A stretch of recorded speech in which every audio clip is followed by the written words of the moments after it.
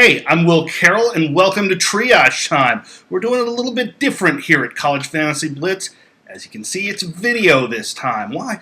Because I'm a little bit late. Been a busy week at 538.com. We were doing the election coverage. Obviously, we're getting a lot of things ready. Also had some book signings this week for College Basketball Prospectus.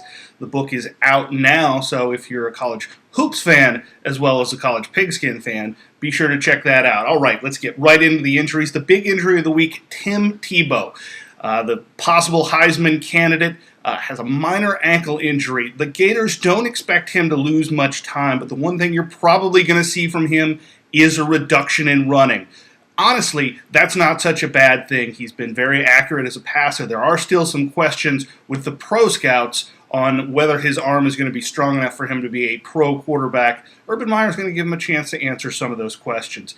Dan Lefevre, another running quarterback, this time at Central Michigan. He's continuing to have those lingering problems with his ankle, and he was held out of the Indiana game because, well, the Hoosiers stink. Central Michigan ran all over them. He just wasn't needed. Now, he is still limited. They don't expect him to run as much, though they do expect him to play this week against Northern Illinois. The Central Michigan Chippewas, they're looking forward to that game on the 19th against Ball State, which will really decide the MAC and maybe the fate of whether Ball State goes undefeated and gets a big bowl or whether they get a bowl at all. Darrell Scott at Maryland, the running back, another problem with that shoulder. We talked about it earlier in the year, continuing to have some problems. He'd been okay, and then he aggravated it on a big hit. He runs very, very level to the ground. That's one of those things that people are worried about with him. He will play, but he's going to lose carries to Davin Maggott. The team does need him this week, so watch out for Darrell Scott. Not such a great fantasy option this week. Rodney Stewart, another running back at Colorado, broke his right tibia at Texas A&M. Bad way to do it. It was a horse collar tackle. When you pull him back like that, put so much pressure on the legs. That's why it's illegal. This shows once again why that's such a dangerous play. Stewart done for the season. The Buffaloes will miss him. Damian Fletcher at Southern Miss. Popped a hamstring. He is very, very questionable to take on Central Florida, but the team wants to keep him in there if it's at all possible because he's in the NCAA rushing leaders. They really want to see if they can keep him in those top 10.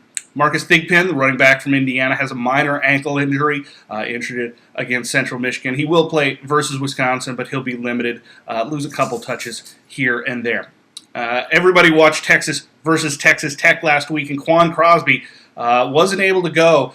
Certainly, they have some solid fill-ins behind him, and I don't think that was the difference in the game, but Mac Brown sure would like to have him back. He's questionable for this week with the leg injury. Lots of conflicting reports on what it actually is, so we'll have to watch out on that, but he is not a good fantasy option this week.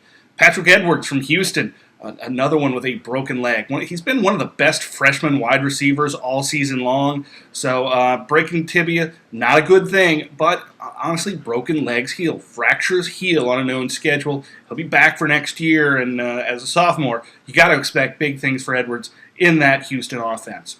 Glenn Coffey, the running back from Bama. Nick Saban needs him this week as they take on LSU in another big SEC challenge. He's third in the conference in rushing. His injured arm, it might limit his touches just because they're worried about him taking hits, worried about him maybe losing the ball, but it is a big game, so they're going to get him out there. Watch them to test him early to see how much they trust him. Shouldn't have much problem running. It's just the hit, so look for them to keep him outside. Finally, Eric Decker, the wide receiver from Minnesota, sprained his ankle but played through it. And this week, he is going to be playing. They're going to spot him in, so look for him to lose some targets. Look for him to not have the big fantasy week, but he's still the best receiving option against Michigan. Hey, for Fantasy College Blitz, I'm Will Carroll. Let's do this again sometime, and thanks for watching.